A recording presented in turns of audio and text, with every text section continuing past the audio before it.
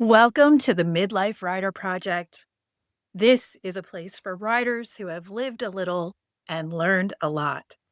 A place for honest reflection, lived experience, and listening for the wisdom that emerges as we ride through this second season of life.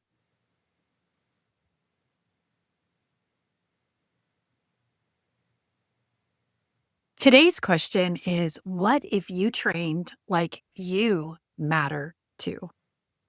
Every spring, we're careful about bringing our horses back into work. We don't just pull our horses out of the field and ask for long schooling sessions or miles of riding on trails.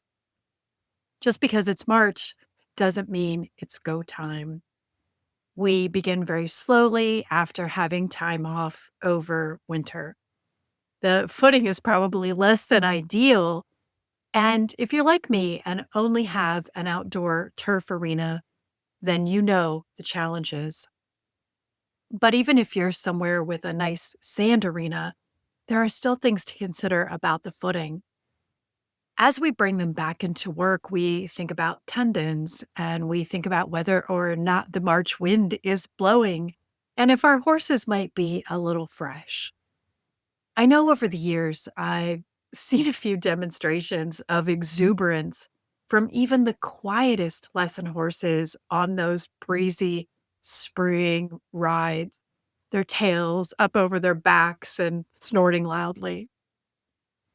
As we return to work in the spring, we shorten the rides and we give them time to build their strength again because their bodies matter.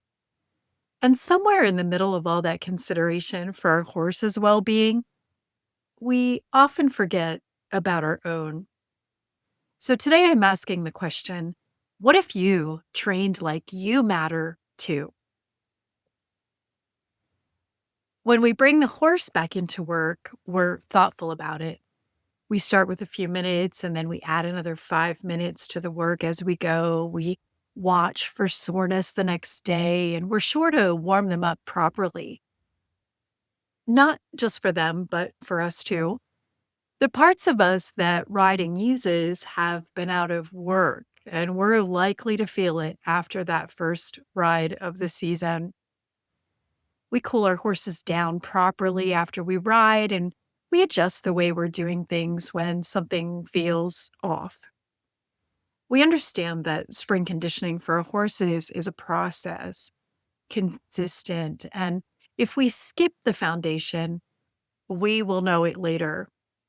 So we support her body with our training plans. And so here's the mirror that this time of year holds up for us. If we're willing to support the horse's body that way, are we willing to support our own? Because the horse will notice. They notice our balance, our tension, our fatigue.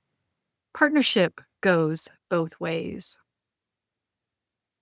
As a younger woman, I received a lot of messages that skinny was always the goal. Not strong, not capable, just skinny.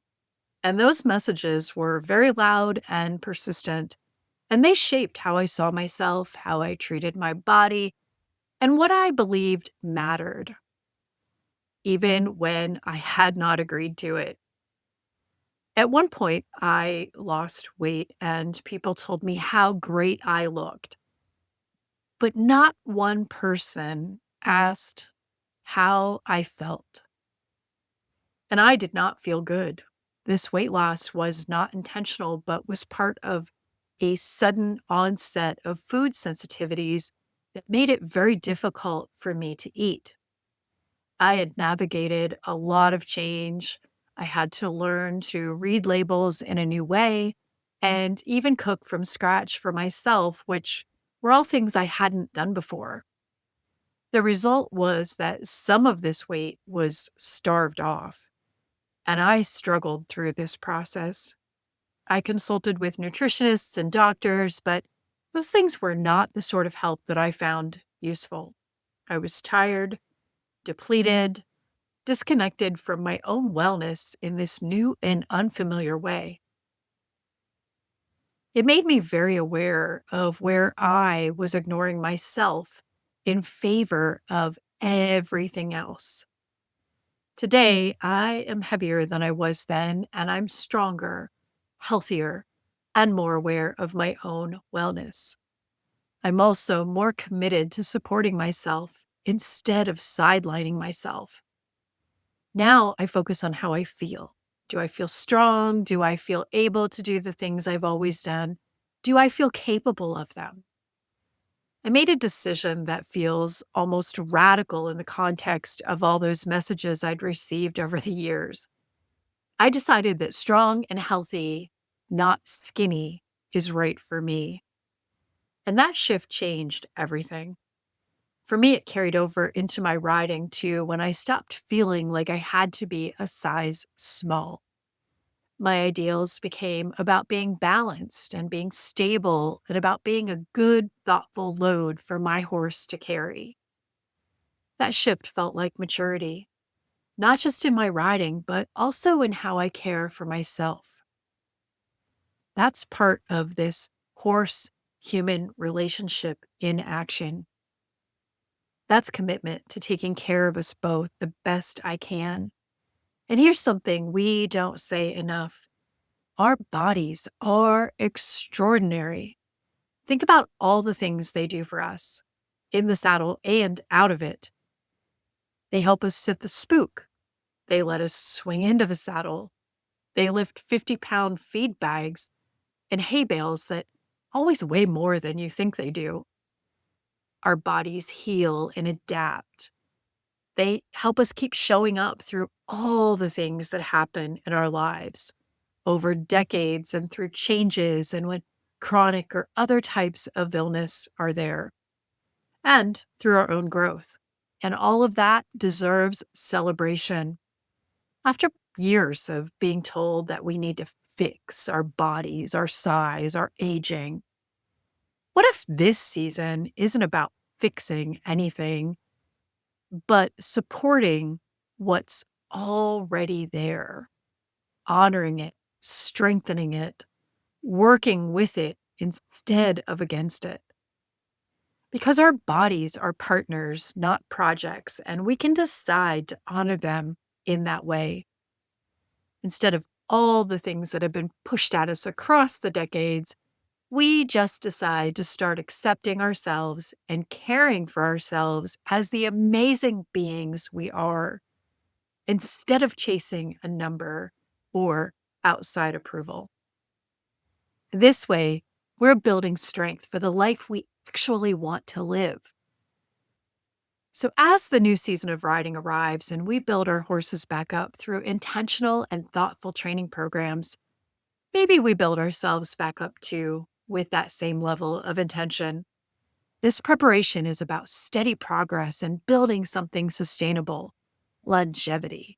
It's about riding well, not just this month, but 5 years from now and 10 years from now. Wisdom and partnership that supports both horse and rider. This season is not about proving anything. It's about preparing. It's about what we're choosing. And maybe this season we're choosing strong over skinny, or we're supporting ourselves over criticizing ourselves and choosing longevity over short term intensity. We'll call it training like we matter too. If you'd like the resources that I personally use to support both my mare and myself, you can find them on the general resource page that's linked in the show notes and the description. And if you're curious about working with me one on one, that page is there as well. And if all of this resonated, please subscribe so you don't miss next week's conversation. We're just getting started.